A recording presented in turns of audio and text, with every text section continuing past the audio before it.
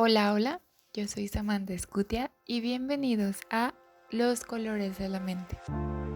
Este podcast está hecho para adentrarnos más en nuestra mente y comprender diversos aspectos de ella, conocer más sobre el mundo de afuera y cómo se relaciona con nosotros, además de entender sobre la diversidad de la vida.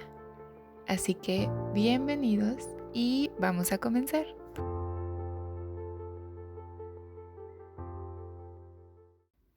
Hola, bienvenidos a otro capítulo de Los Colores de la Mente. Esta vez traigo un tema que puede sonar bastante, pero que al mismo tiempo es el tema que a muchos nos sigue costando. Por las creencias que tenemos, por la forma en la que crecimos. Y ojo, no digo que todos, pero la gran mayoría de nosotros nos cuesta demasiado reconocer y expresar nuestras emociones. Sé que en algunos capítulos he ido mencionando un poco de este tema, pero esta vez nos iremos al fondo de todo. Y bueno, culturalmente y en todo nuestro contexto hemos crecido con la idea de no expresar, sobre todo esas emociones que han sido etiquetadas y estigmatizadas como negativas. El enojo, la tristeza, el miedo, el dolor, porque estos los señalamos como una debilidad más que algo que nos ayude. Y entonces preferimos negarlas, reprimirlas o incluso aparentar. Y todos en algún momento le hemos dicho a otro: ya no te enojes, no te sientas triste, tú tranquilo. Y aunque no nos demos cuenta, todas estas frases van conduciendo a esa creencia de que todo debe estar bien, limitando la forma en que nos vamos expresando, porque entonces cuidamos lo que decimos y sentimos y creemos que si nos sentimos de otro modo, entonces está mal. Y es algo que desde niños vamos escuchando.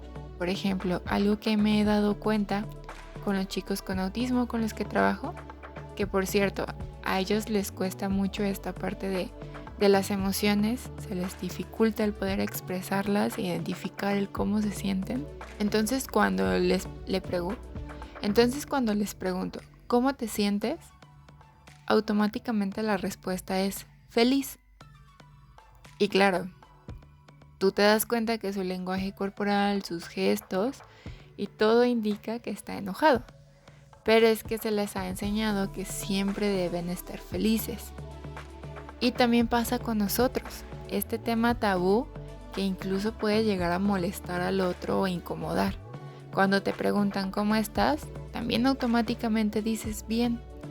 Y puede ser que ni siquiera te sientas así, pero cuando contestas algo diferente, algo pasa que la gente simplemente deja de escuchar o evade el tema hablando de algo más. Y es justamente este constructo social que vamos formando todos. Y como personas, pues no podemos desconectarnos tan fácil o controlar esas emociones como a veces quisiéramos, porque estas son reacciones o impulsos instintivos que tenemos para actuar ante situaciones diferentes y que están en nuestra naturaleza humana. Son como nuestro semáforo que nos dice lo que está ocurriendo en el exterior y entonces nos preparan para poder actuar acorde a eso. Por ejemplo, el miedo en situaciones de peligro o el enojo en situaciones de frustración. Y cada emoción tiene su propio mensaje y su propia intensidad, pero a veces pasa que algunas de ellas pueden transformarse en patológicas bajo ciertas situaciones, por el desajuste que se tiene de esa intensidad, que se convierte entonces en un exceso o en un desbordamiento de esa emoción y la frecuencia con la que se presenta. Y justamente esto puede llevarnos al otro extremo de la cuerda, que ya les mencionaba, que es el controlar demasiado lo que sentimos. Y es común que crezcamos con esta idea de si lloras, eres débil. Si estás enojado, entonces eres malo. Y que de cierta forma va moldeando la construcción también de los géneros, en donde las mujeres estamos más abiertas a sentir la emoción, mientras que a los hombres no. Hay todavía una creencia de límite en esas emociones. Y todo esto se va transmitiendo culturalmente porque forma parte de las creencias familiares y lo que nos va enseñando en la escuela y en la sociedad. Entonces también en casa se ve esto, porque no hay esa apertura a compartir, a expresar, y que suele ser por mantener todo dentro de la norma, dentro de eso de aquí no pasa nada. Pero pues individualmente cada persona irá construyendo esta idea de que es mejor aguantar esa emoción. Es por esto que el color azul, y no cualquier azul, sino el color azul eléctrico profundo, queda perfecto para este tema. Porque estoy segura que sabes que el color azul es igual a la calma y a la tranquilidad. Pero cuando es un poco más acercado al negro, tenemos una mayor estabilidad mental, un mayor poder, inteligencia, madurez. Pero también cuando hay exceso, entonces se convierte en demasiado control y en una falta de espontaneidad y en distanciamiento. ¿Y qué es esto que nos pasa con nuestras emociones? Cuando las reconocemos, cuando nos sentimos cercanos a ellas, tenemos un equilibrio mental y emocional. Pero cuando les huimos y escapamos, pues nos volvemos más rígidos e intentamos distanciarnos de eso que sentimos.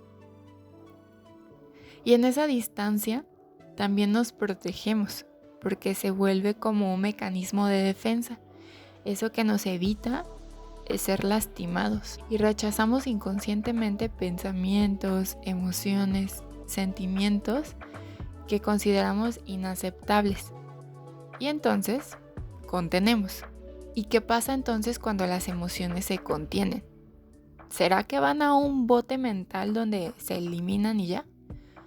No, realmente no, porque al contrario de lo que pensamos, esas emociones siempre están presentes, sobre todo cuando son emociones muy fuertes y que están ligadas a un momento que fue importante o una persona también.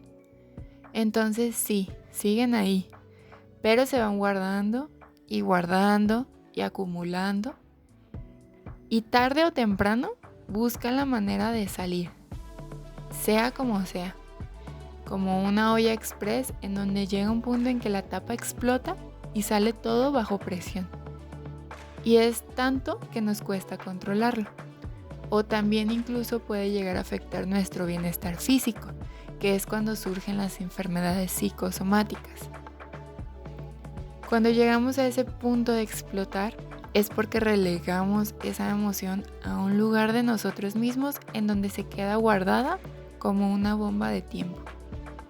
Y cuando afecta a nuestro cuerpo con las enfermedades, es porque este habla lo que nuestra mente busca callar. Las respuestas emocionales entonces se convierten o se traducen en ansiedad, en estrés. Y todo esto sumando va derivando enfermedades mucho más grandes, como problemas digestivos, cardiovasculares, incluso hay estudios relacionados con el cáncer. Entonces, intentar controlar esas emociones es solo una ilusión o un engaño que nos hacemos porque siguen estando en nosotros. La clave o el punto es cómo manejamos esas emociones. En lugar de negarlas o intentar controlarlas, permitir que fluyan. Y acabo de encontrar una metáfora que la verdad no supe bien el autor, pero que da claridad a este fluir. Imagínate en primer lugar un pozo, donde el agua está contenida y sin movimiento. Esto equivale al controlar y reprimir nuestras emociones. ¿Y qué pasa con esa agua? Se queda estancada y a la larga se pudre o huele feo. Ahora, imagina un tsunami.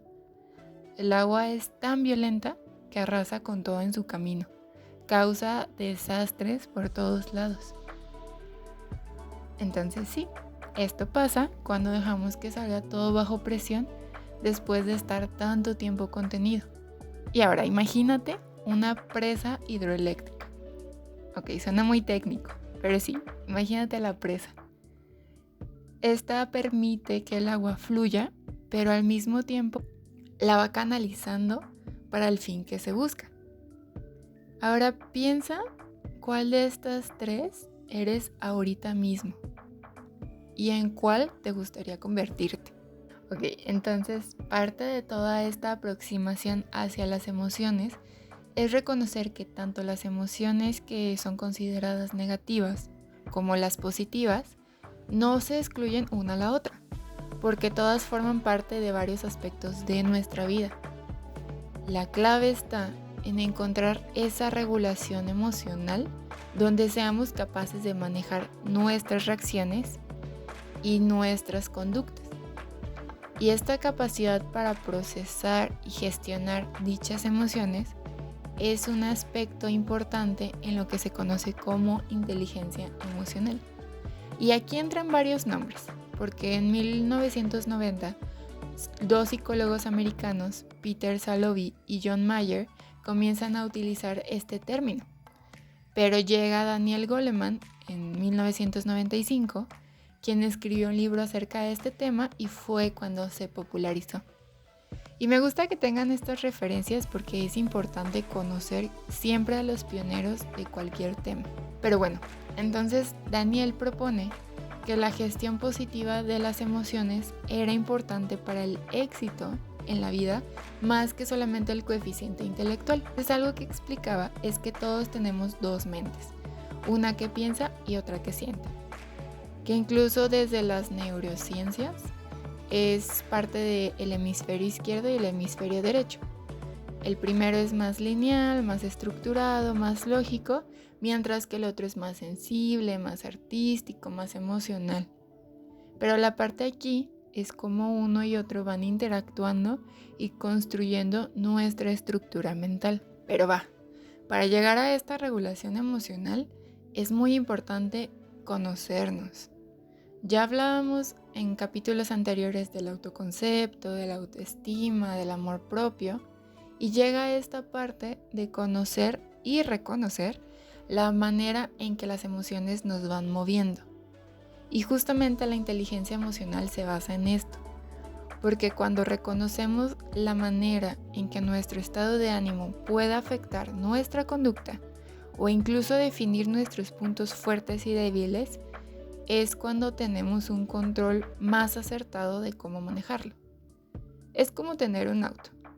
Puede haber gente que no sepa muy bien cómo, o habrá gente que sabe mucho de autos, pero cuando sabes qué potencia tiene tu carro, cómo conducirlo, eres consciente también de su espacialidad, en fin, muchos detalles, es cuando se te da mucho más fácil el manejarlo.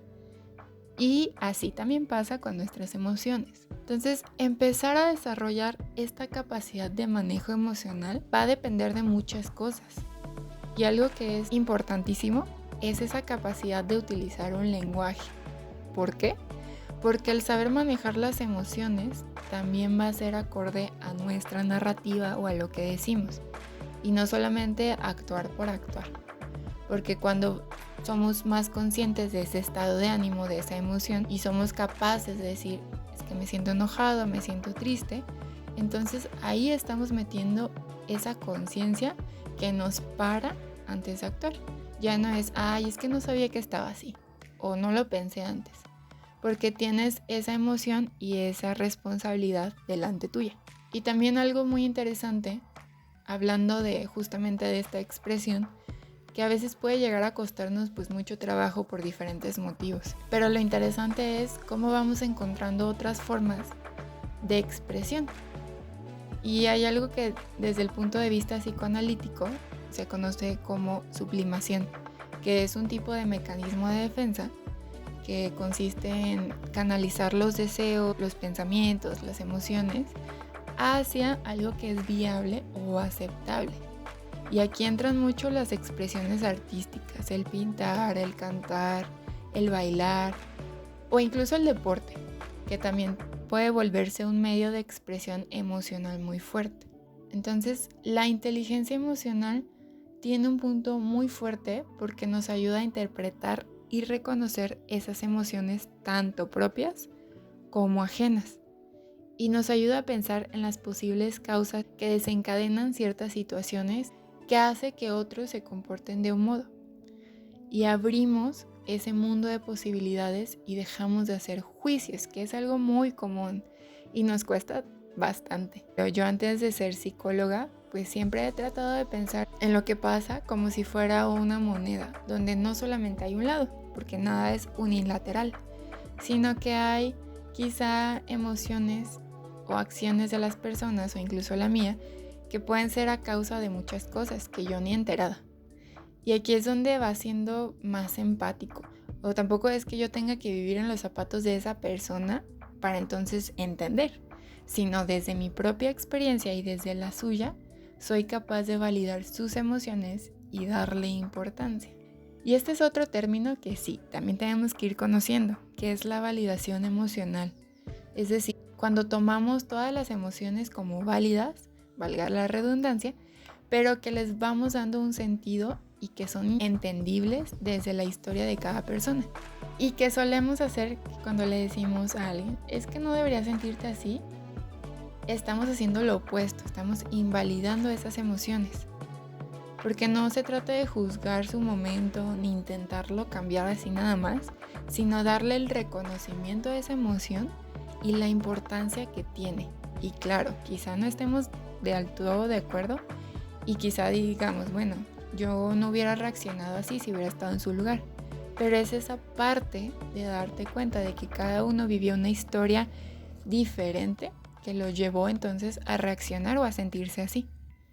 Y eso es lo bonito de la validación emocional, porque aceptamos la experiencia del otro y entonces se vuelve un aprendizaje para nosotros, un entendimiento y una expresión de esa emoción. Porque yo no voy a llegar con alguien a contarle cómo me siento si en cada intento esa persona invalida o rechaza mi emoción. Entonces se trata de abrir la puerta para todos. Y es cuando nos sentimos comprendidos, escuchados y que incluso hace que los vínculos se incrementen porque nos sentimos cercanos. Para resumir todo esto que les acabo de decir, se trata de, en lugar de disfrazar o ocultar esas emociones, es abrazarlas y hacerlas propias. Reconocer esas emociones que llevamos guardadas desde años, porque estoy segura que todos tenemos ese cajón en donde guardamos muchas emociones hacia personas o situaciones que hasta el día de hoy nos han mantenido lejanos o limitados. Y empieza poco a poco. Encuentra maneras que te ayuden a expresarlas. Tampoco digo que de un día para otro pues vas a llegar con alguien y ¡pum! Suelta la sopa. Pero sí ir poco a poco abriendo esa expresión. Tampoco dejes que esa olla express vaya acumulando, sino que en el momento, la situación correspondiente, atrévete a expresar. Haz conciencia de la acción que estás tomando y hacia quién también lo diriges. Y sé que suena muy bonito todo, pero es parte de crear una sociedad más cercana, ir dando pasos pequeños de cambio desde nosotros mismos y llevarlos a espacios mucho más grandes. Porque como todo, un cambio conlleva el movimiento y eso genera un mundo de posibilidades. Entonces, bueno, con esto me despido. Espero les haya gustado y los haya también hecho pensar. Y gracias por escucharme una vez más. No olvides seguirme en redes sociales con el nombre de Los Colores de la Mente, porque sobre todo en Instagram es donde voy complementando los temas con consejos, con actividades, con más información. Y también es un espacio para que puedas escribirme cuando necesites. Entonces, nos vemos en el siguiente capítulo de Los Colores de la Mente. Bye.